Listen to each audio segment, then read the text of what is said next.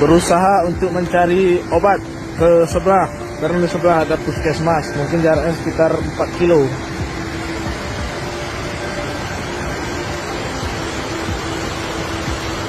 Ini kami sedang berada di Desa Pulau Intan untuk mencari jalan ke puskesmas terdekat, karena ada beberapa korban yang di Postu Rimbaraya.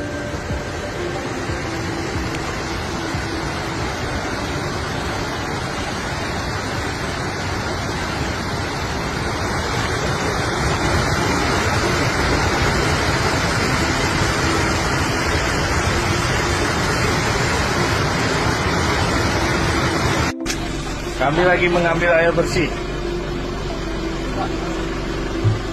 karena air bersih sudah mulai krisis.